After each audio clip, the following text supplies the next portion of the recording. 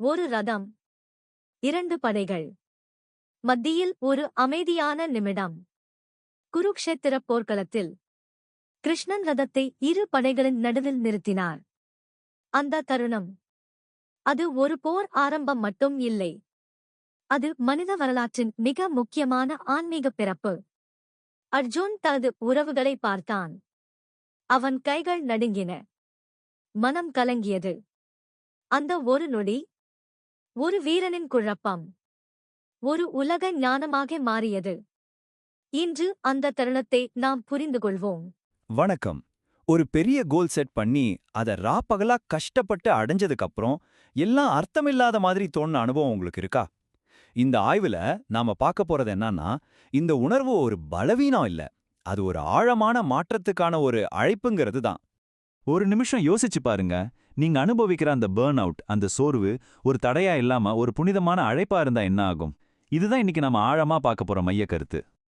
பல வருஷமா உழைச்சு ஒரு பெரிய இலக்க அடையறீங்கன்னு வச்சுப்போம். அது ஒரு ப்ரொமோஷனா இருக்கலாம், கல்யாணமா இருக்கலாம், இல்ல ஒரு பெரிய ப்ராஜெக்டா கூட இருக்கலாம். அந்த வெற்றி கோட்டை தொட்ட அடுத்த கணம் என்ன நடக்குது?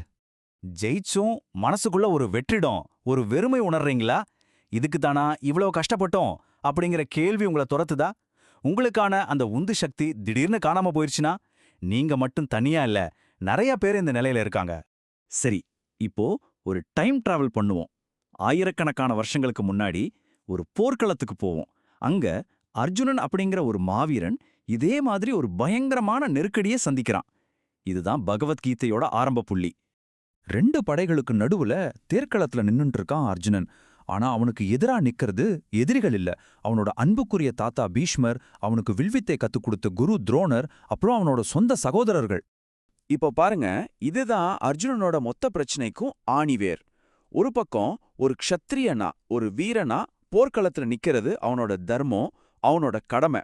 ஆனா இன்னொரு பக்கம் அவனோட மனசு, அவனோட இதயம் சொந்தக்காரங்க மேல வாழ தூக்க மறுக்குது.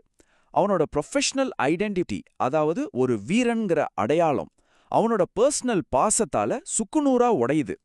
இதோட விளைவு, அர்ஜுனன் முழுசா உடைஞ்சு போறான். ஒரு முழுமையான வீழ்ச்சி. அவனோட புகழ்பெற்ற காண்டீபங்கிற வில் கையில இருந்து நழுவி விழுது. உடம்பெல்லாம் நடுங்குது, தோல் எரியுது, மனசு சுழலுது. அவனால நிமிர்ந்து நிக்க கூட முடியல. இது வெறும் மனக்குழப்பம் மட்டும் இல்ல, இது ஒரு தார்மீக, உடல் ரீதியான சரிவு. இந்த வீழ்ச்சியோட உச்சகட்டத்துல தான் கதையோட முக்கியமான டேர்னிங் பாயிண்ட் வருது. அதுதான் சரணடைதல். ஆனா நாம நினைக்கிற மாதிரி இது ஒரு பலவீனமான சரணடைதல் கிடையாது. இந்த சமஸ்கிருத ஸ்லோகத்தை ஒரு கணம் பாருங்க. இது அர்ஜுனன் கிருஷ்ணன் கிட்ட பேசுற வார்த்தைகள். சொல்லப்போனா மனித வரலாற்றோட மிக முக்கியமான உரையாடல்கள்ல ஒண்ணு இங்கதான் தொடங்குது. சரி, இந்த வார்த்தைகள்ல அப்படி என்னதான் இருக்கு பாப்போம்.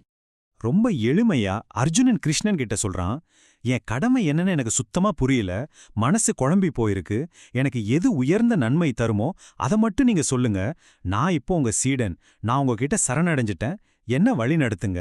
இந்த இடம்தான் அந்த முக்கியமான திருப்புமுனை. இங்க சரணடைதல்னா தோத்து போறதுன்னு அர்த்தம் இல்ல. அதுக்கு பதிலா எனக்கு எல்லா பதிலும் தெரியாதுன்னு ஒத்துக்கிட்டு ஒரு உயர்ந்த வழிகாட்டுதலுக்காக நம்மள நாம தயார்படுத்திக்கிறது. இது ஈகோவோட தோல்வி, ஆனா ஆன்மாவோட வெற்றி. சரி, அர்ஜுனனோட கதையிலிருந்து நம்மளோட இன்றைய வாழ்க்கை முறைக்கு என்ன பாடங்களை எடுத்துக்கலாம்? இந்த மாதிரி ஒரு வீழ்ச்சி எப்படி ஒரு மிகப்பெரிய எழுச்சிக்கு ஆரம்பமா இருக்க முடியும்?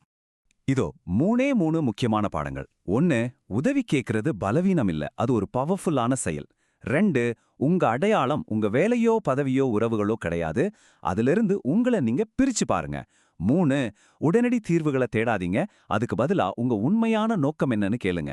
எனக்கு எது உயர்ந்த நன்மை அப்படின்னு கேளுங்க. இப்போ நாம இந்த ஆய்வோட முடிவுக்கு வரோம். இதுக்கு மேல நாம பேச போறது உங்களை பத்தி, உங்க பயணத்தை பத்தி.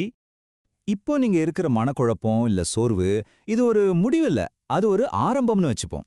உங்க ஈகோவை கைவிட்டுட்டு ஒரு ஆழமான உண்மையை தேட வந்த ஒரு அழைப்புன்னு எடுத்துக்கலாமா?